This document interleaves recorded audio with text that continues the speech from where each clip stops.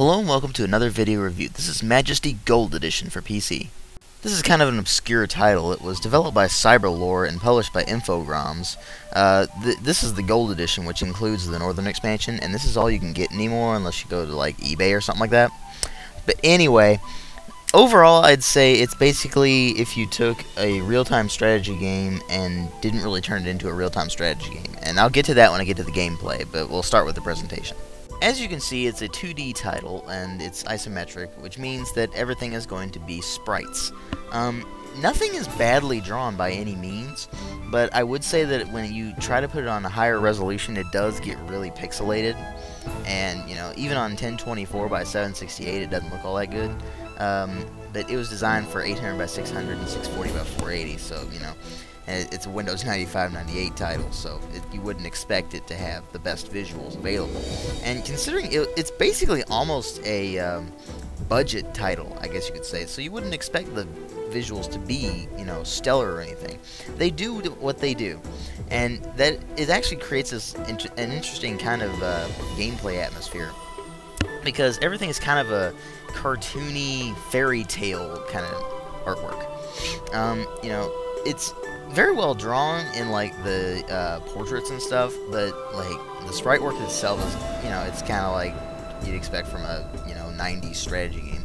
I mean, it doesn't do badly, it works, but there's a lot of things that could be improved, like the animations are a little bit awkward and sluggish and all that kind of stuff. But overall, I'd say the visuals do the job of what they need to do, but they could have been so much better. Now, the sound design for the game is a little weird in that it's got mostly stock-ish sounds, nothing really fancy. Everything kind of sounds like, you know, while it does work, it could have been improved and everything. And then you have the music, which is only 5 tracks in the entire game, 3 of which play when you're actually playing the game, and 2 of which play during menu sequences. One of them is actually just during loading sequences, and those don't take very long, so you don't get to hear it very much. Anywho, the voice acting is really where this thing gets ridiculous, because, you know, the game itself isn't supposed to be taken very seriously. It's a very fairy tale-ish fantasy setting, and it's, you know, it kind of has that childish look to it. And it also has that childish sound to it, because you have the ridiculous voice acting of the characters. Like, when Wizard gets killed, for instance, he goes, "I'm melting!" Pretty much exactly like that. And, you know, you get stuff like that ridiculously throughout the game.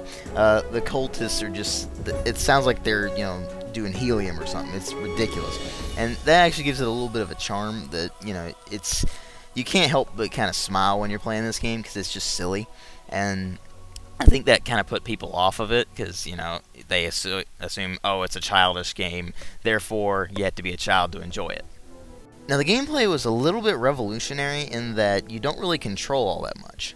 You know, most strategy games or even sim games you can control quite a bit, but in this one you can place buildings and you can set reward flags, and that's really it.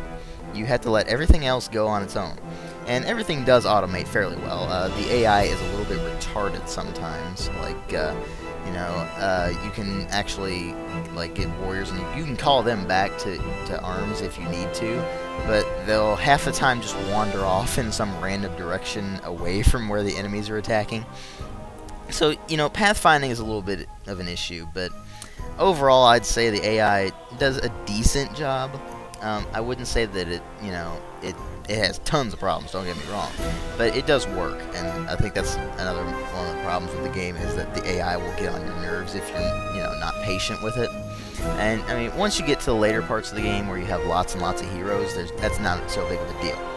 Basic gameplay, you place your buildings, you recruit heroes to do different quests and stuff. You can also do the freestyle editor to create your own adventure kind of things. It's not really very complex. You just have like one of 3 objectives basically, and then you set your starting conditions and all that, and then you start playing. And it's just kind of like a, you know, like in Command and Conquer, it's almost like skirmish mode or something like that. But anyway, the quests themselves, there's 31 of them in the Gold Edition of the game, and 12 of them are from the Northern expansion.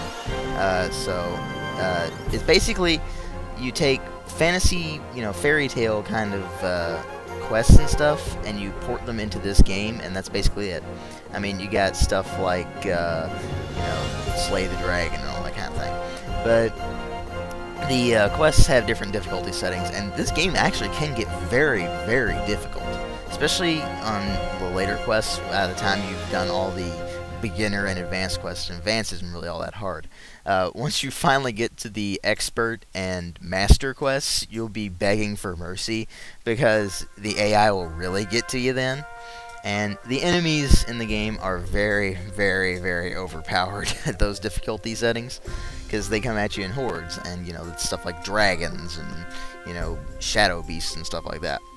But you have tons and tons of guilds and stuff to recruit from, and each one has different things to offer, like the Temple to Crypta gives you death priestesses who can raise skeletons and, you know, drain life from their enemies. You get Wizards Guild, Warriors Guild, Rogues Guild, all that kind of stuff. And then it actually is a fairly complex game when you're starting out, but once you're used to the gameplay, it's, you know, it's easy. And I think that's the main problem with it. Besides the fact that it, you know, looks and sounds like a budget title, while it is a fun game, you can't really play it for, you know, the length of time you could play something like, say, Total War, because Total War can take weeks or even months to finish a campaign. It takes a few hours, and you've basically gone through half the game. So it's a fairly easy game until you get to the high difficulties, and, you know, I'd say it's worth playing.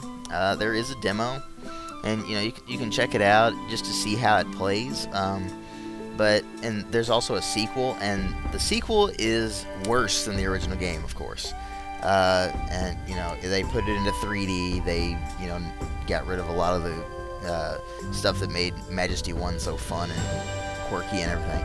And this game is really a game for the atmosphere, for the, you know, weird attitude it takes on fantasy settings and stuff. It's, you know, it is kind of childish, and I would say that, you know, if you're looking for a game for, say, your little brother or your kids or something to play, and, you know, you want to see if they'll like strategy kind of things, then this is probably something that you'd want to pick up for them, because it's pretty cheap now. I mean, like, I got mine for, I think, $10, and that was a couple of years ago, so it's probably like $2 or $3 now. But it's, you know, it's a fun little game. I would say that, you know, very mature and real-time strategy-oriented people, like, and sim lovers, like, you know, games like SimCity and that kind of thing, you're probably going to get put off by it. But it's a good intro game to Sims. I would say that, you know, you need to, you know, put your mindset in that of a kind of a, you know, wonderment, I guess you could say, and it gets pretty fun. But, you know, if you just go in there to be silly and have fun with it, then you're gonna have a blast with it, because it can get pretty ridiculous sometimes, and, you know, it's definitely worth playing if you're into that kind of thing. So overall, I'd say it's a pretty good game. It has tons of flaws, of course, but it's worth playing. The sequel is kind of crappy, but overall, I'd say, you know, pretty good. 3.5 out of 5, and thanks for watching.